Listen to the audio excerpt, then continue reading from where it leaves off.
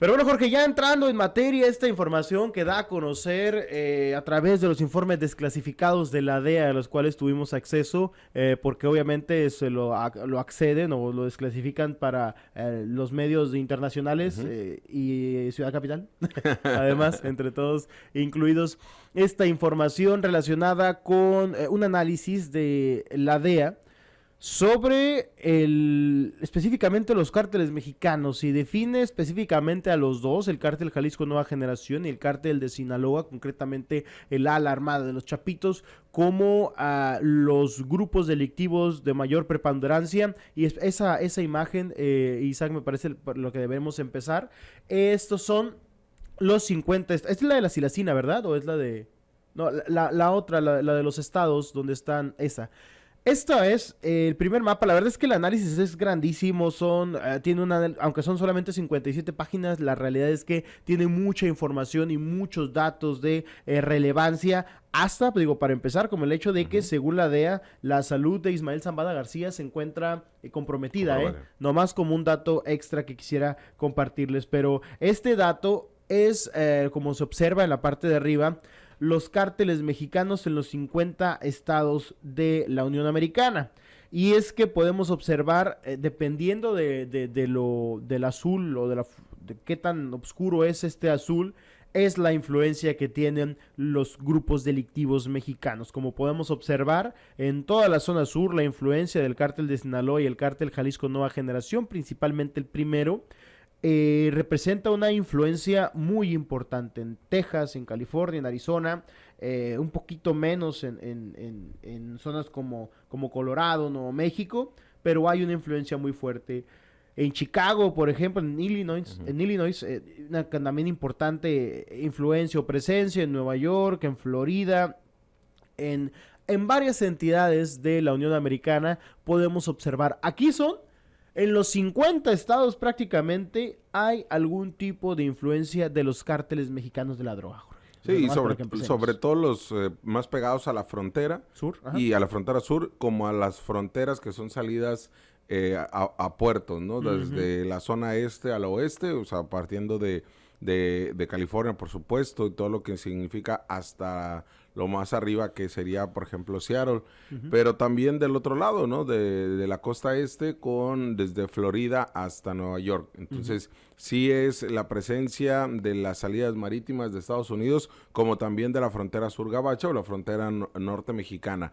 Esto nos habla muy bien de cómo tiene las áreas de inteligencia. Hasta Alaska, Jorge. Hasta la zona de Alaska. Incluso que se alcanza a ver abajo. El gobierno de Estados Unidos, cómo hace un análisis completo, ¿no? De sus 50 estados, como no solamente, como también en Alaska y lo que significaría también Puerto Rico. Entonces, el trabajo que tiene es, al menos, de tener un diagnóstico completo, como ya lo decías, hasta del estado de salud del Mayo Zambada, y hace incluso una narrativa en este informe desclasificado de la DEA del conflicto, que usted ya lo sabe por los reportes de los medios de comunicación, incluido Ciudad Capital, de el tiro directo que hay entre los Chapitos y la gente del Mayo Zambada. Entonces, y además hace una análisis de lo que ocurre en esta zona fronteriza, principalmente en el estado de Sonora, y este corredor de la muerte o corredor del tráfico de drogas y de otros tipos de otro tipo de actividades delictivas de Sinaloa o partiendo de Sonora hacia Baja California. Esto es uno de los principales motores del crimen organizado, usted lo sabe bien, el tráfico de drogas, pero también la producción de las mismas, hablando de drogas sintéticas. Sin duda. Y es ahí donde pues cobra mayor fuerza los cárteles de la droga, pero principalmente el cártel de Sinaloa y el cártel Jalisco Nueva Generación ahora en los estados sur de Estados Unidos. Y justamente podemos observar aquí, como lo está presentando el buen Isaac, esta es la zona de interés para el gobierno de Estados Unidos en este momento en México. Específicamente la zona de mayor interés entra el lado poniente de Sonora.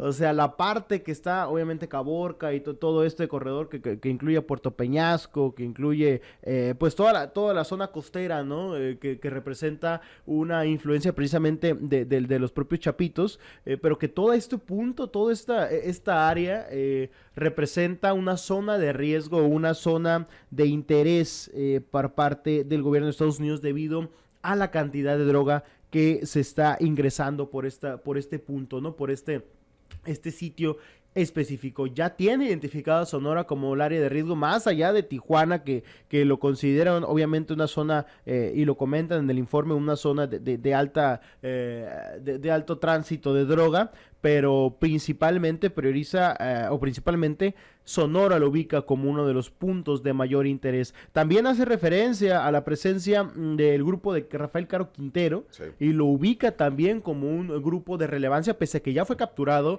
aún así sostiene que retienen o significan todavía un poder importante, una influencia importante, y también la criminalidad o la violencia que generan lo consideran de suma relevancia. Pero Jorge, el tema de la silacina, yo creo que esto es lo más nuevo que habla el gobierno de Estados Unidos, algo que ya se había identificado por ellos mismos, algo que incluso ya a activistas, colectivos, incluso por ejemplo como Verter aquí en Mexicali y en otras entidades, o en Tijuana también, algunos investigadores ya lo habían identificado, la presencia de silacina en las drogas sintéticas, y establece concretamente, esto me parece muy importante, conforme han avanzado los años, el número de muestras, por así llamarlo, que contienen silacina dentro del fentanilo. ¿Y cómo podemos observar que han incrementado la presencia del silacina en fentanilo, en píldoras, pero más en la que se presenta en polvo, ¿no? Y esto te habla en 2021, te hablaba de que había un 4% de silacina en las pastillas, y ahora en 2023 un 5.2% han identificado. Mientras que en polvo hay muestras hasta del 27% de la silacina, la cual, tú lo sabes muy bien, Jorge, representa pues un riesgo aún mayor que el propio fentanilo, ¿no? Sí, lo que pasa es que la silacina es un tranquilizante. Incluso el combate a las drogas que ha tenido el gobierno estadounidense incluye a la silacina. Por eso es que lo tiene ya muy bien clasificado e identificado, no solamente de manera cualitativa, sino cuantitativa también. Y es ahí donde carece totalmente de la proporción en materia del combate a este tipo de drogas sintéticas el gobierno mexicano. Y es que, como lo dices, Villa, ha terminado por ser un medicamento que se le agrega, o una sustancia que se le agrega al fentanilo y a la heroína para volver todavía con mayor afectación o mayor impacto en el consumo de la droga, y afectación en cuanto a la sobredosis se refiere, porque la naloxona, que es este medicamento clasificado por el gobierno de México y que ha sido mejor utilizado por el gobierno de Estados Unidos a partir del activismo incluso que se hace en las colonias de mayor consumo de fentanilo, pues ha sido el enemigo número uno, toda vez que no tiene los efectos de la naloxona cuando se mezcla el fentanilo con la silacina. Este tranquilizante, que principalmente se usa en uso veterinario, pues ahora, como usted lo podía ver en la imagen, ha sido más utilizado en los últimos años que lo que se marcaba incluso en 2020, o que lo tenían identificado en 2021. 3 años, Villa, donde se ha visto incrementado también lo que contiene el fentanilo con silacina en cantidades de verdad exponenciales, ¿no? El crecimiento. Y el mapa en el que podemos identificar aquí, Jorge, se ven las sobredosis o los ataques de sobredosis que se han generado por la propia, el consumo de algún tipo de opioide con la propia silacina. Podemos ver, y esto es un fenómeno muy interesante, Jorge, las drogas novedosas, por así llamarlo, las drogas élite, también se lo podemos llamar, la triple A, como lo dijo en algún momento Anton Petrov Kulkin, que era uno de los principales productores de fentanilo en los inicios de esta ola. Él comentaba, mi producto es para la zona este de Estados Unidos, ahí es donde se distribuye, ahí es donde se vende, y cómo podemos ver que principalmente, digamos, el producto novedoso o el más costoso o el más interesante, entre comillas, no me malinterpreten en la palabra, se dan en la zona este. O sea, el cártel de Sinaloa, los grupos delictivos priorizan el consumo que se da en la zona este, aunque tengan que cruzar la droga principalmente por la zona oeste. ¿Por qué? Porque ahí está el principal mercado de drogas, en la zona de Nueva York, en la zona de New Jersey, en la zona de Massachusetts, de Illinois incluso también. Aunque ya no está un poquito más acá, ya no está en costa, pero sigue siendo de esta parte. Todo esto que estamos identificando representa que la tendencia te la marca esta zona.